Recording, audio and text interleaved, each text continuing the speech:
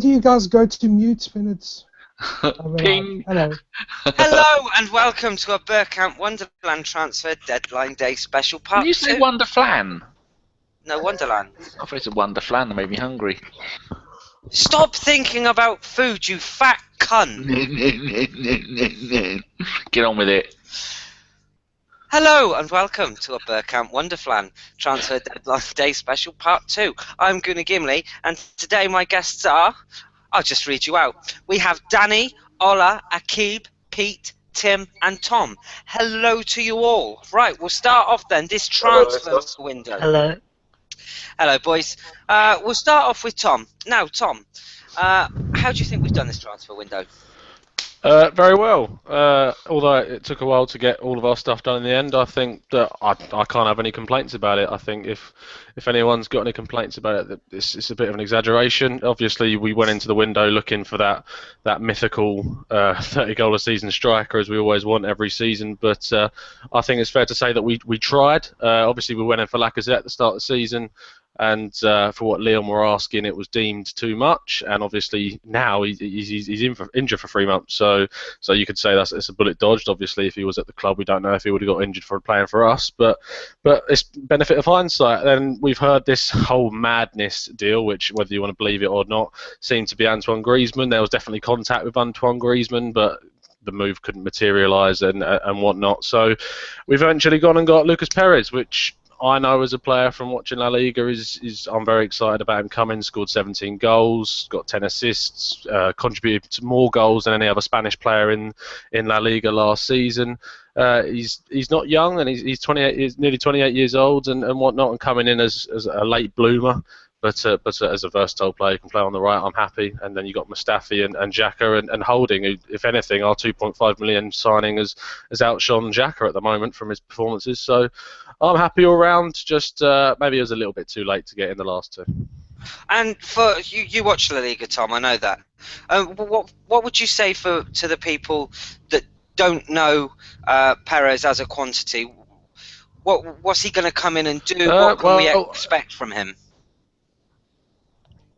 Well, yeah, it's whether he gets played at the moment, because obviously I'm not sure where Wenger's going to play him. He played up front for Deportivo last season for the majority of it, but he can play just behind the striker as a second striker. He can play on the right. We know the loyalty Wenger shows in Giroud, so part of me feels you might see him on the right-hand side with Alexis left, Ozil in the middle, and Giroud up top. But what you can expect from him is an unknown quantity in the side. He's got pace, he's got finishing ability, which is something that's been barren from our side for several seasons now. We've been desperate for someone who can finish off the chances that we create. And he's going to come in and do that. He's a good dribbler on the ball, and as I say, the goals he scored last season, it was a lot playing off the back of the last defender, which obviously could be a bit of an issue because we often press the opposition and we don't get chances to hit them on the counter too often unless we're playing the bigger sides. But it'll be interesting to see how he fits in. I'm excited about the transfer, and for 17 million, it's an absolute bargain. That's very good. We'll go to Ola next, and have you seen anything of Perez? Are you excited to see him in an Arsenal shirt? I'm not going to lie to you. I haven't seen anything of him whilst he was playing with Deportivo La Corona, I believe it was from. But from what I've seen on YouTube, as many of us have had to rely on to see what Perez is like. I like the look of him. I think he's really direct. He's got one or two skills about him, and he knows where the net is.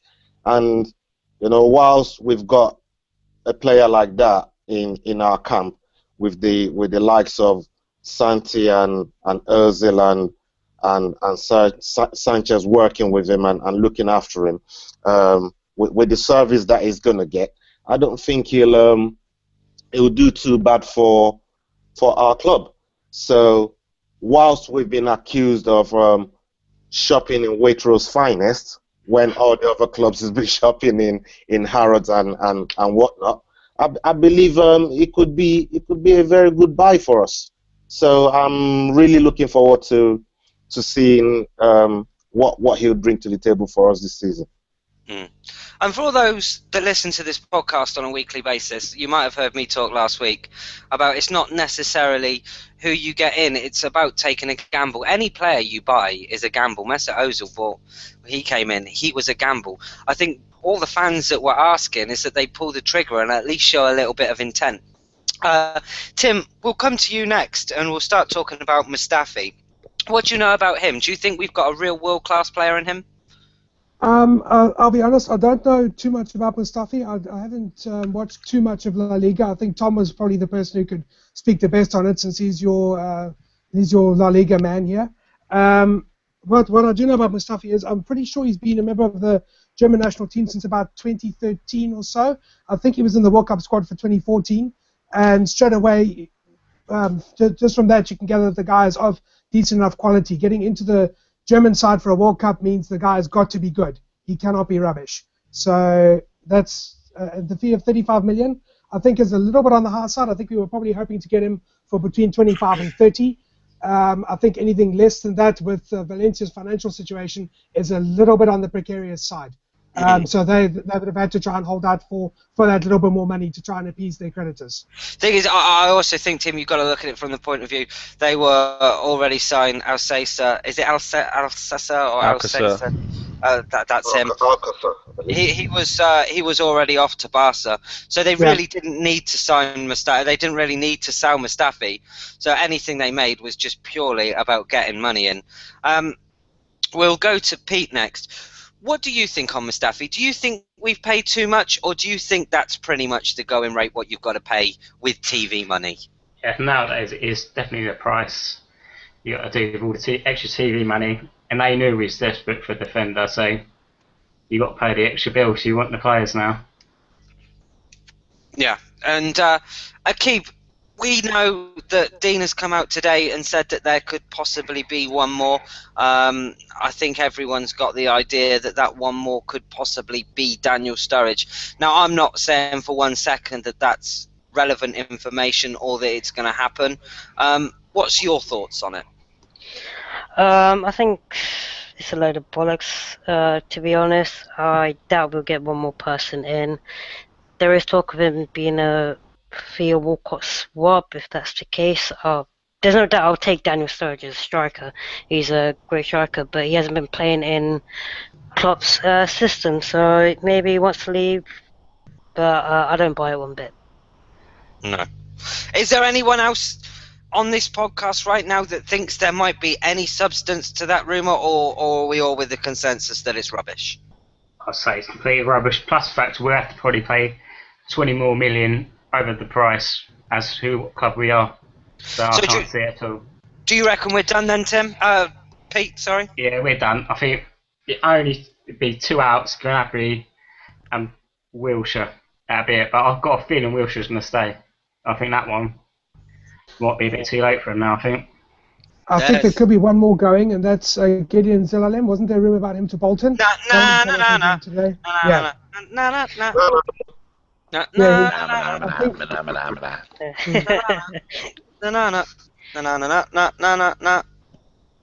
I've seen him being linked to Bolton at least a couple of times. Haven't heard anything from David Ornstein yet, though. He's normally in the know for any movements in and out of the club, isn't he, as far as journalists go? I mean, he's normally pretty spot on, and he's tweeted this morning that apart from a few outs, it doesn't look like anyone's going to be coming in. So I guess the next question would be, Ola, I'll come to you. How well do you think we've done in this transfer window? Do you think we've missed the targets and settled for second best, or are you happy with what we've got? In a way, I think we identified who we wanted pretty early with the signing of Granit Xhaka. I think we've always identified Mustafi as well. Rob Holding is another one that we've identified. I'm not too sure about Takuma Asano. From what I've seen of him, it would have been nice if we was able to get a glimpse of him in the Premier League, being loaned to a team or in the Championship. But he's gone out to Germany now because of his of work permit issues. So, but the one that where we really maybe tripped at the hurdle was the striker position. And I think from when Vardy turned us down, it was almost like Wenger didn't know what to do. He almost assumed or put all his eggs in one basket at that point. We had a plan B for Lacazette, but we just dithered and that, which is typical Arsenal. Shall I say typical Wenger as well? But I'm happy that we got the Perez deal over the line. It would have been nice if we could have pushed the boat out for that marquee world-class striker. There's no such thing as that no one is available. I've heard people say, players are not available and stuff like that. But we've seen a lot of clubs in this transfer window dislodge players from a club where their clubs are saying that this player's not available or this player's not moving, and they do what they can to make sure that they get that player if they really wanted that player. So I feel maybe we could have tested a few clubs' resolve and try to get that real marquee signing. But overall, I'll give the transfer window maybe a 7 out of 10, just purely because of the how long we took to get the deals done, because we could have got these players in before the Liverpool game, bedded them in, and maybe we wouldn't be where we are in the table now. Who knows? So, but overall, I'm happy with who we got in overall. That's true. I think we'd all agree now. Like I said, take the opportunity, buy the players, and take the gamble. Before we go to you, Tom, I say to our listeners, this is all about interacting with you. So if you've got any questions that you want to send out to any of our panel, if there's anyone in particular, just pop their name on the message, and we'll get that asked to them. Tom, now, before we started the transfer window, there was so much emphasis on Arsene Wenger getting the right players and doing the right deals. There were a lot of fans, and I would say it was probably fair to say that our fan base was 50-50 in wanting him to stay and wanting him to leave. Do you think this transfer window appeases the fans? Well, it's tough to say because there's plenty of different characters in our fan base. I think that we could have signed the likes of Robert. Danny then said Robert Robandowski, but no. If we'd have got in Lewandowski and whatnot, I think there would have been people out there who still would want the manager to go. So there's some things that this manager's gone too far in some people's eyes to recover in the situation for them. But I think that he's done extremely well. I think, as Ola said, I'd raise it out of 10 to an 8. I'd simply taken 2 marks off, 1 because we didn't get that striker, and the second mark off for getting the players we needed in just a little bit too late. However, what I will say is in Lucas Perez, something I didn't mention, is that because you're getting in a player who's nearly turned 28, you can still improve a little bit, and is in his prime of football now, is that you haven't completely negated the chance of getting that world-class striker in the next summer or the summer after that. You've got that space to bring him in, and Lucas Perez will know that he won't be first choice if you bring someone like that in. You've got Giroud, who's reaching the wrong side of 30 and whatnot, and we will need to replace them in the coming seasons. So I think we've given ourselves enough of a room to improve in the future, but we've got enough quality in the current squad that we can compete this year. And we'll stick with you, Tom, on Mustafi. As we said earlier in the show, you watch a lot of La Liga football. Just what can we expect from Mustafi? What is there a defender that we can liken him to in Arsenal years, or someone that's played for Arsenal, or is he a completely unknown quantity, something like we've never seen before in defence at Arsenal? I think he's someone who completely fits the style that we like to play with our centre-backs at Arsenal. I think that if you're going to be a centre-back for Arsenal, you need to be a ball player, which he's obviously played in. He's played in Germany, he's played in Italy and in England when his time with Everton, and obviously most recently in Spain. So he's taken, as he said in his interview on Arsenal.com, he's taken different tactical elements from all those leagues. He's learned how to be tactical with his play from his time in Italy. He's learned how to be a ball player, how to play balls out to the right-hand side or to link up with his defensive midfielder in the right way. And obviously in his time as England, he's learnt to be an all-out player that will go and put 110% to tackles and get stuck stuck in. He's a player that's really good in the air. He gets up quite high for his jumping for it. He's not a massive defender. He's only around 6 foot tall, but he's got a big jump on him, and he's strong in the air. So he's got that we really need from our set pieces, because we can struggle from them during matches, and we've often conceded from those types of situations. So he's a player that will come in, and in terms of can he compare to someone that we've had before, no one specifically springs to mind. He is sort of similar to Koscielny in a way, because he is pacey, and he is good in the air, and he's a strong lad who can push players off the ball. So those two can work up a good partnership, and obviously even when Mertesacker comes up and say that Koscielny gets injured, those two can spark up a good relationship as well. And I've heard people say that, and this is the cynical Arsenal fan, probably Arsene Wenger out, who, like you said, he will never do anything right at this club. But a lot of people have likened Mustafi and Koscielny as a defensive partnership to Vermaelen and Koscielny. Of course, they were both very similar types of player who both like to get forward. Is there similarities to that? Do you think that they can work well together as a partnership? Yeah, one sit in and one go in?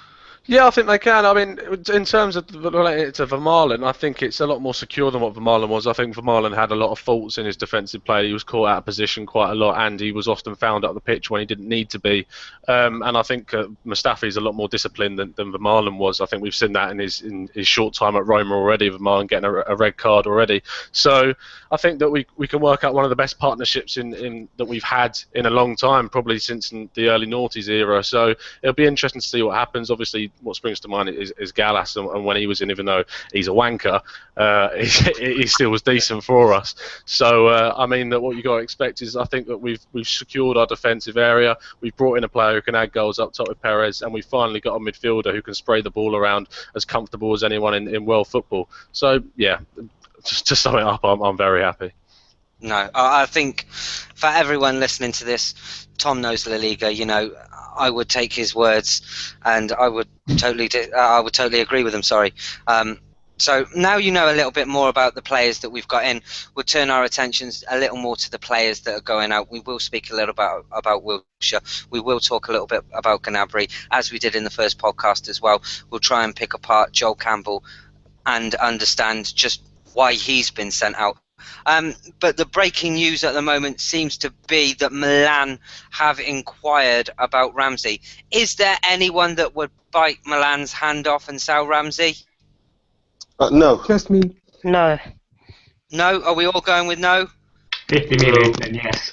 I'd go with him. I'd go with the 40 million. I'd take it. Yeah, I'm Tim? I'm a bad Ramsey out guy. Sorry, have been for a long time. He's never going to repeat that 2013-2014 season. He just over-elaborates too much. He loses the ball in key areas up the pitch. Yeah, not for me. 40 million to Milan. Cheers, mate. Enjoy. I actually think Ramsey is being unjustly used by the manager. I think if you watch Ramsey under Coleman, every time he's been on international duty, he's always looked the bollocks for Wales. And I believe, you know, if Ramsey was to be played in the right position where he likes to play, obviously we've got Ozil there, but there's no reason why we can't have a healthy competition in the team. And I believe Ramsey is an exquisite player. A lot of our fans is giving him too much grief, I think. Over the years, expecting him to come up with the 2013, 2014 form, but every player has a dip and come back. But if the chance for them to come back will solely determine on the position that he had a great form in, and he hasn't been put back in that position since then. So I think in the right position. If I can just interject for a second there. Okay, Ramsey is one of those guys who has to play week in, week out to keep his form. Much like Jack Wilshere, that's when he plays his best football, when he's able to play week in, week out. As you said already, we've got Ozil at number 10. You're going to drop Ozil for Ramsey? I certainly wouldn't. And I don't think Arsene Wenger would. I think drop him as a healthy competition. I think competition's great, but again, Ramsey has to play. Ramsey's got to play week in, week out, though. That's the thing. I think the manager has spent the 8 million to make that decision, you know. So we as fans can only I also think that there's a large element of Aaron Ramsey's game that is confidence based. When it's going well, he can do Yep. things without even thinking about it. But when it's going badly, he overthinks his game. He takes too many touches, and that's where we see the kind of form that would make people go, maybe not Arsenal quality. Pete, I know when I asked the original question, you would be willing to sell Aaron Ramsey for £50 million. Would you like to explain some of your reasoning behind that, or is it pretty much what these guys have already explained? Pretty much what they explained already, but he's not as good as everyone thinks he is. His hamstrings do worry me because it's probably twice a season he gets hamstring problems. You know, we get enough injury as it is, and I don't think he's starting 11 now. Starting 11 who play against Watford, I think that'd be it for the rest of the season. I don't know if you agree with that. No, I see. I think the thing is with Aaron Ramsey is it's so frustrating because we're all aware of the kind of skills and the kind of performances that he can put in, and it's frustrating because we don't see them anywhere near as much as we should do. I mean, we all understand peaks and troughs, and players have good games and bad games, but with Ramsey, it seems to be for every good game you've got 3 or 4 bad ones. And as Jeff said in the first podcast, you can't have passengers if you're going to go and win a league title. You just can't. Akib, you've sat there very patiently and quietly listening to everything what people have said. Now, where do you stand on the whole Aaron Ramsey thing? Well, I think that we do need him because even though he does these flicks and tricks, he tries to make things happen. He doesn't really hide. And also, you got to take into consideration that he hasn't had a solid centre midfielder partnership since that 2012-13 season. He's had Coquelin, then he was then he was out to the right, then he had Flamini, so he's been like in and out and haven't had the time to develop a partnership with someone. And maybe Xhaka could be that guy because he was with Arteta, who was able to distribute the ball around and was very disciplined. So you got to take that as a partnership consideration as well. If I may also add something there, we've already got 2 very, very good central midfielders in addition to Coquelin. We've got Granit Xhaka, but one guy who hasn't been mentioned yet, Mohamed Elneny. He's very important. He keeps play ticking over. The Santi Cazorla did for us before as well. Now, are you going to put Ramsey in the center? Because those guys keep it. They don't lose possession. Ramsey, because of the nature of his game, the fact that he tries to keep the ball in midfield and keep a solid base. You went a bit wonky there, Tim. Yep. I didn't really hear what you said. Can you just repeat it? Briefly repeat what you said there? I was making the point that we've got Mohamed Elneny in midfield as well, so we don't really have anywhere in that central midfield area to put Ramsey because you've already got Elneny and Xhaka and Cazorla and Coquelin. So there's no real room for Ramsey in the middle unless one of those guys gets injured. But surely you've got to look at this Arsenal team and you've got to say what we say every year. You don't win the league without having 2 players competing for one spot.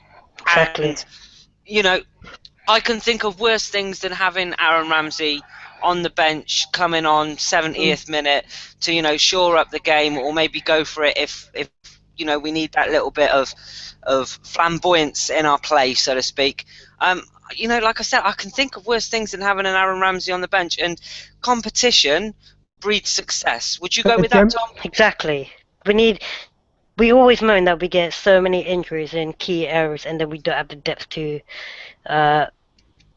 replace those players because there's a real lack in quality between the first team and the squad players. But if we keep Ramsey, Elneny, Coquelin, Xhaka, Cazorla, there's 4 very good players that can battle it out for 2 positions. So, you know, you need a very good squad to win the league or at least compete for it. No, that's very true. Tom, do you agree? I like going last so I can take on everyone's points, but I mean I completely agree with Tim in the area that Ramsey needs game time to perform at his best, and we've known that from seasons gone by. I also agree that I don't think we're going to see the form that we saw in the 2013-14 season again. I think that was a one-off year. However, what I will say is, and it's the same point I feel about Wilshere going on loan, which, in my opinion, I wouldn't let him go on loan personally at all, because I put out a tweet the other day saying I cannot believe the naivety of some of our fans that after years and years of us getting injury upon injury and being so short all over different areas of the pitch, that people are willing to let these players go. And it's saying that, we have Xhaka and we have El Neni, but one thing that they both do lack in their game, as John's told me from his time at Gladbach, is regular goals. I think Ramsey can bring more goals than both El Neni and Xhaka. He's someone that you can bring on in games if you're a goal down, especially against some of the sides which are going to be sitting back. It's much better to have Ramsey in the squad than, say, Xhaka or El Neni when we need goals in the squad in the last few minutes of a game. You can try and argue that, but I don't think it's not possible personally. But it's just for 50 million or 40 million, I think it's irrelevant shouting out numbers, because we've spent 90 million this year. Next year we're going to have more revenue in. We're going to have the same amount of money from the TV deal that runs for however many years. We're not a team that needs necessarily to sell loads of players to get funds for the squad. We don't need it. We've still got funds in reserve if a madness. I'm going to hate using that term, but it's stuck in my mind. A madness signing did come up this summer, or even in the last few hours of the transfer window. We've got money on the side for that. We don't need to sell Ramsey and wait for 50 million. If we bring someone in to replace him, go for it. Go ahead. I'd say I'd rather a body in the squad, a body in the team, than money sat in the bank. And as they've always said, we can't have money in the bank and be short on the squad at the same time. Those two shouldn't coexist. And I think if we was to get, say, 50 million for Ramsey today, I can almost guarantee you that Arsene Wenger would not spend a dime on that. Also, and that money would just be sat in the bank. Yeah. Also, you can go into, like, Ramsey can cover on the right, and in my opinion, in the players that we have, he's the best on that right hand side, because last year, I think it was but whenever it was, we had a period of like 10 games winning on the bounce, and he was on that right hand side with Coquelin and Cazorla in centre midfield. So that's another argument, because he can cover as the number 10, maybe even as a false 9 if we decide to play that system, which I doubt. But he can play on the right, and he can be disciplined as well. You've got to look at the City game where we won 2-1 at home. Him and Flamley were very disciplined. I think he's got the best engine in our squad as well. He's got the best engine going forward and tracking back. Even when he played on the right, he did a lot of covering for Bellerin out there on the right. So, it's a body in the team. We need that body in the team. He's skillful. Our Ramsey is Arsenal through and through. He might be, being tempted with the talk of Barcelona or Real Madrid here and there.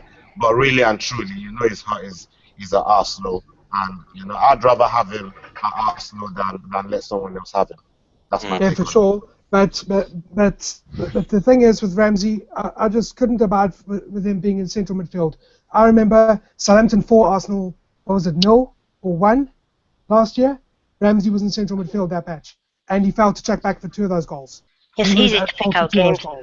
Because it was Mane and Tadic, and it was the third fella, Shane Long, who absolutely ripped us to shreds that match. And Ramsey was in midfield for that match, and he did not cover the run out on 2 of those goals. And he's a central midfielder. That's his job. He's supposed to be stopping balls, coming through the middle, and those guys were carving us up. And this is Southampton here. We're not talking here Tottenham, who are arguably a better team than Southampton, even as much as we all hate Spurs. We know that they're a better team than Southampton. They finish higher up than Southampton in the table. If that was against someone like Chelsea or Man United, we were looking at another 8-2, 8-1 thrashing. But because it was Southampton, it was only 4 goals. You can't have Ramsey in the middle of the park. I agree with you that if we were to keep him, great, but he would have to be on the bench. And would he be happy being on the bench?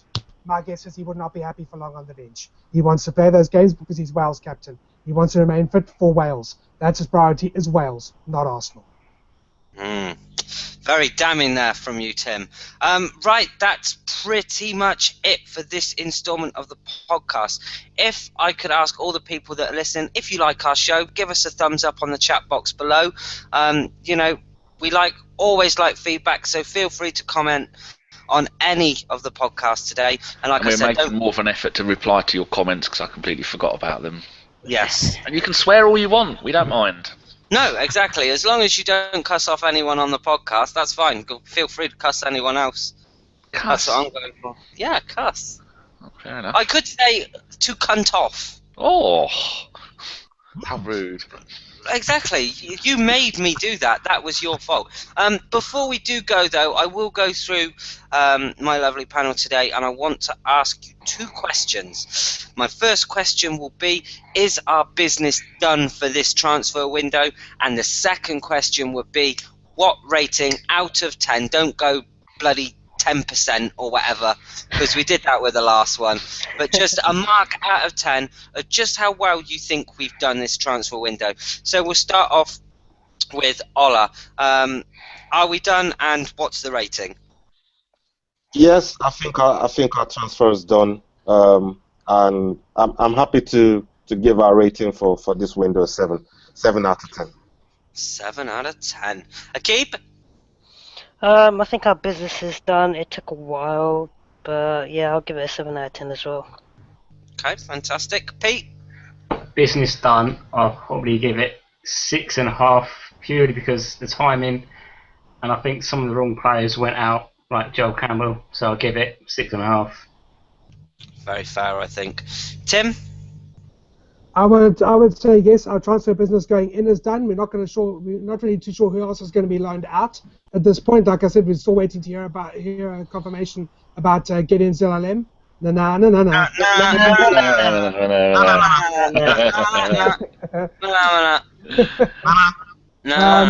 Ron has changed his rating. He's now Ron Paul Swede has given us 5 out of 10. We need a world-class striker. Ron has spoken. Oh, and Cronin says 6.5. I would concur with Pete on a 6.5 rating, purely because we can't get those 5 points back that we lost in the first 2 matches. We needed those guys earlier. But otherwise, we've brought in 2 players. That's good. Yeah, 6.5.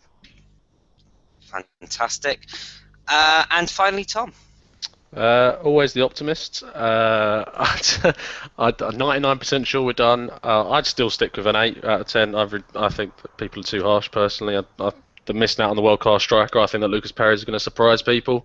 And we actually got what we needed in positions: a centre-back, a decent midfielder, and an attacking player. And I think people are too harsh. Sorry, guys. No, Tom, that's perfectly fair enough. Right then, all that's left then is to really thank my wonderful guests. We'll be back at 5 p.m. and on that one we have 7-inch King. I can only imagine how he's got that name. @Pro_grower. Isn't that Tyrone, 7-inch King? No, he's No, I Tyrone don't think so. 718. Is he? Yeah. I haven't heard from Tyrone about coming on the show. I expected to get a message, it never came. I think the 7-inch is the records, isn't it? I thought Tyrone did music. Oh no, I thought he was talking about his knob, to be honest. Nasty bird, Dave. At Gunner1886, who is Nilo. We have Arsenal N Wales. We also have Sistemo19, who is Saeed. We also have a little bit of Welsh Justice, and our radio member is John Walsh. We also have DJ DT on that. No, we don't. That's just fair. No, let's have it right. We don't employ scum here at ABW. I've invited Stan Collymore onto a show as well. I doubt he'll even read it, let alone reply, let alone come on. That's all right. I'll get Kate on with him, so he can hit her. Never know, Danny. You might just. I could tell Kate now. Oh, Kate, Danny's booked Stan Collymore for the show. Were you prepared for a black eye? Well, that's just fucking a chance for him coming on, you arsehole. She was an annoying cow. All I'm saying is you're not using the car. Right. Oh, for the people that you got that joke, you'll be howling. So that was a Bergkamp Wonderland podcast deadline date special part 2. Fuck that one up. Hey. Thank you so much for listening. And we'll be back in about an hour and 20 minutes. Bye-bye. Oblong. Bye, guys.